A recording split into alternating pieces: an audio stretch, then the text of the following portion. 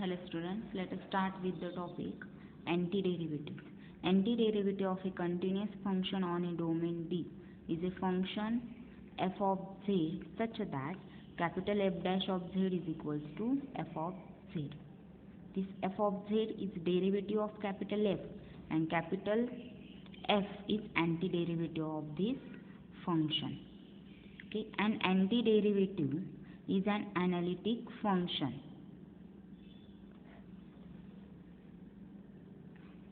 Antiderivative of the given function is unique except for an additive constant. Okay. Let us see theorem.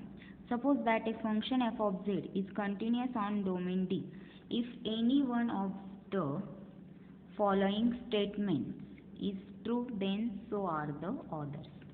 First is f of z has an antiderivative f of z throughout D.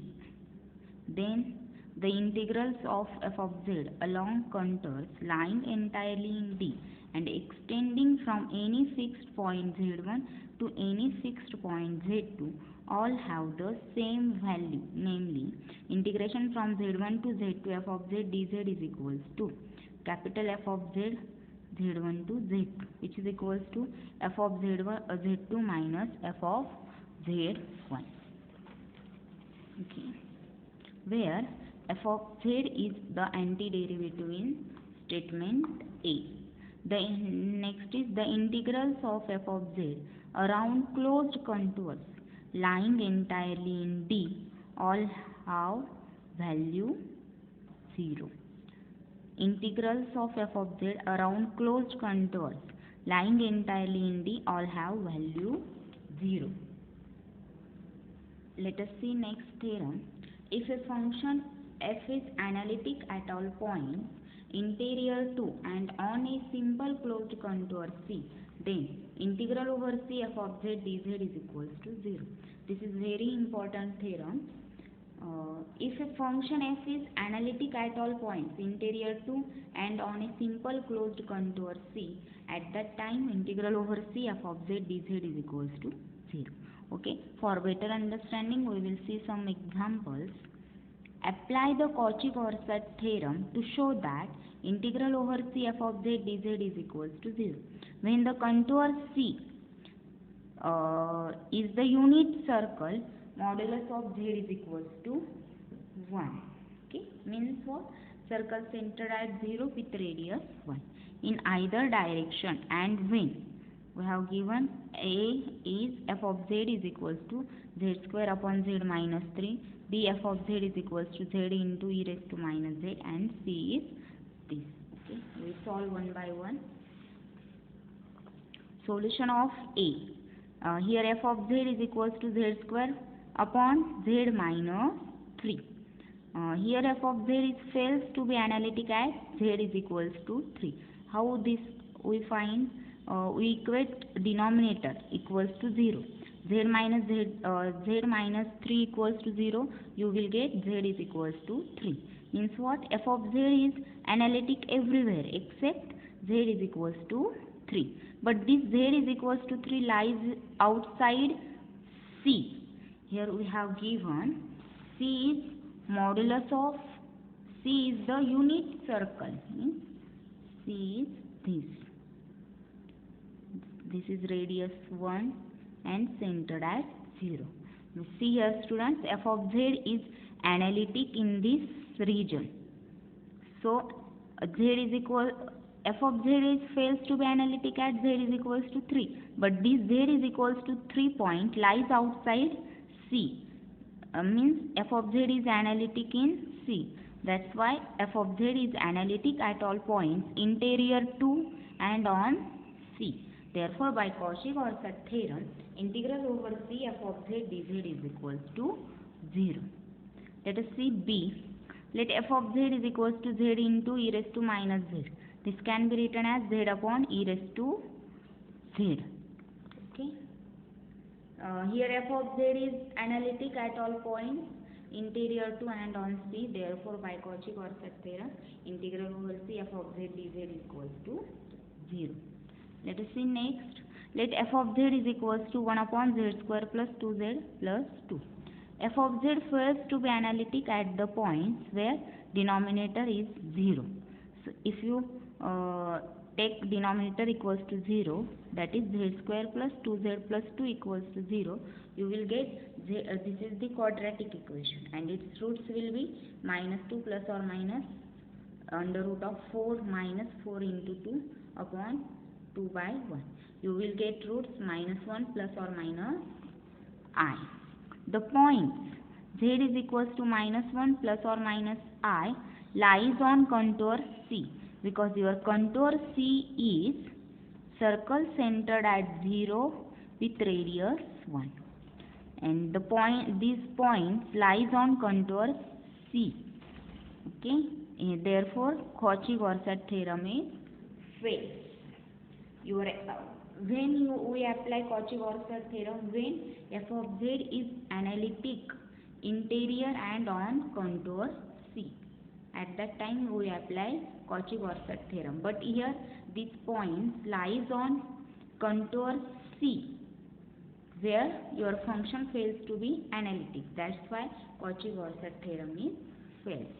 Next is f of z is equals to sec hyperbolic z. Here f of z is fails to be analytic at points where the denominator is 0. Sec hyperbolic z can be written as 1 upon cos hyperbolic z. Cos hyperbolic z is 0 if and only if z is equals to pi by 2 plus n into pi into I. Okay, all values z is equals to pi by 2 plus n into pi into I lies outside C. Therefore, integral over C f of z dz equals to 0. Next is f of z is equals to tan z is equals to sin z upon cos z. F of z is fails to be analytic at the points where the denominator is 0. Therefore, cos z is equals to 0 if and only if z is equals to pi by 2 plus n into pi. N runs from 0 plus or minus 1 plus or minus 2 and so on. All values of z is equals to pi by 2 plus n pi, n is equals to 0 plus or minus 1 plus or minus 2 and so on. All these values are lie outside C, because your circle is unit circle, and this value is value of pi is 3.40 and upon 2 it should be greater than 1. That's why all of these points lies outside C. Therefore, your f is analytic, interior to and on contour C. That's why integral over C f of z dz equals to 0. Okay. These are some examples. Take these examples for homework. Let us see next definition.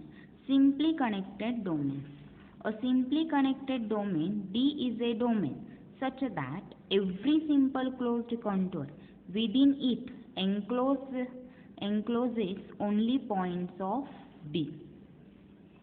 Simply connected domain D is a domain such that every simple closed contour within it encloses only points of D.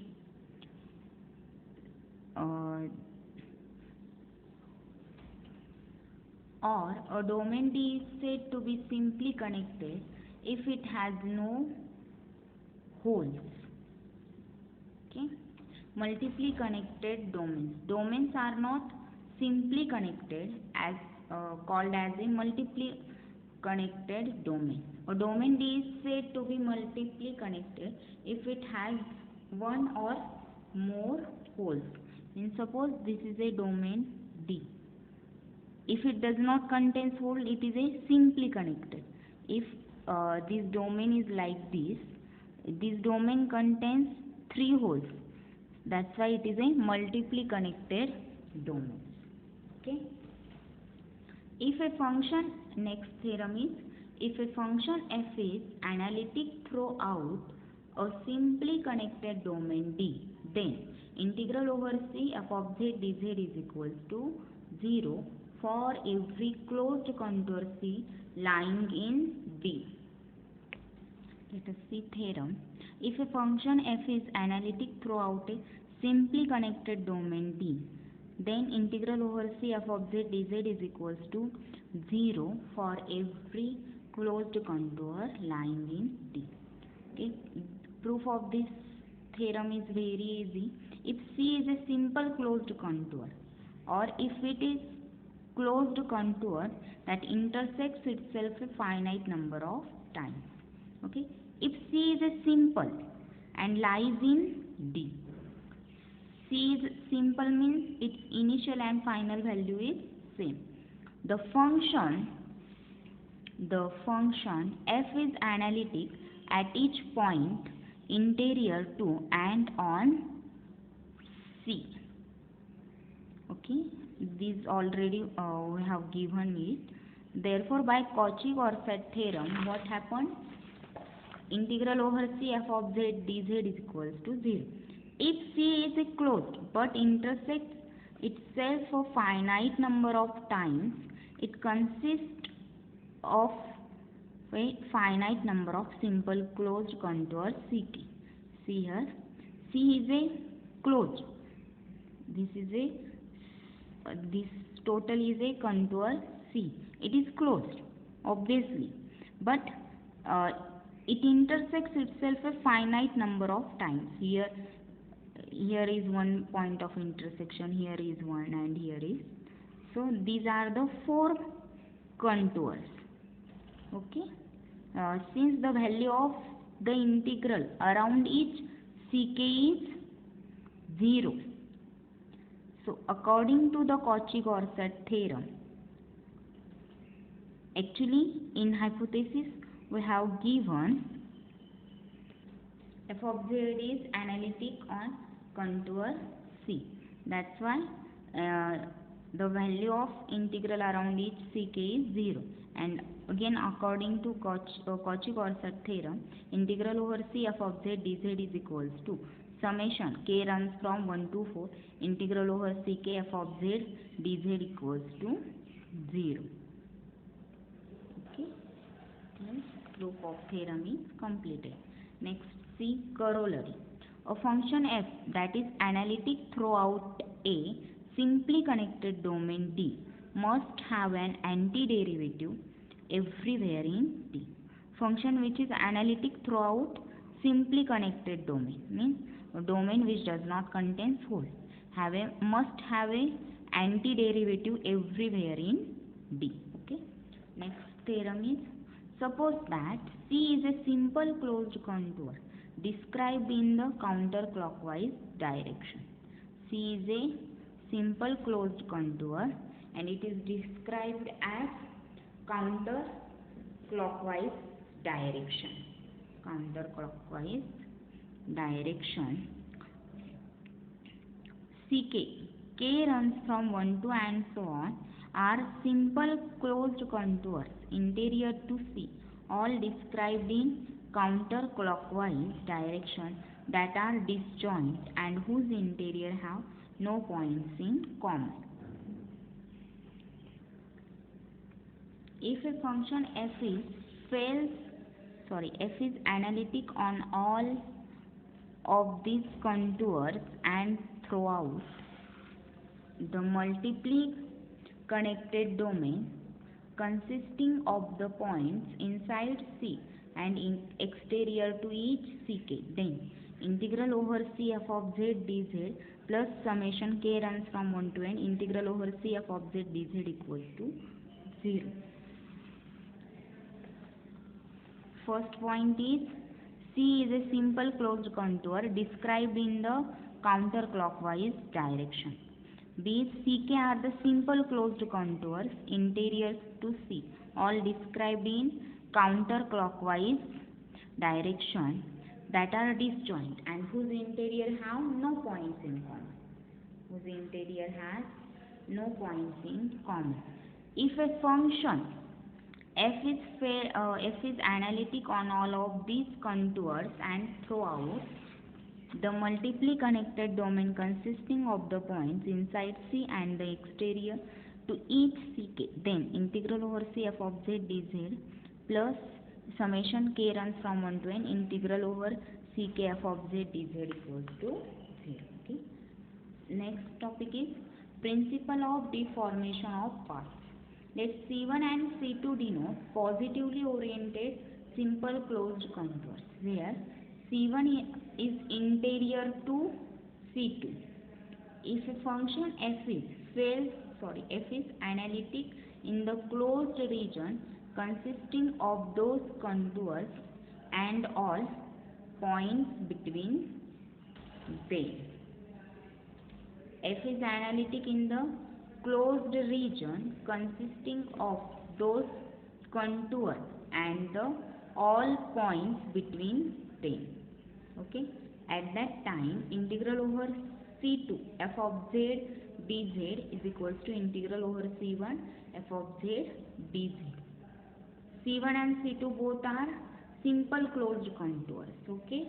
Where C1 is interior to C2, and if f is analytic in this region and region consisting of those contours and all points between them, means points between C1 and C2.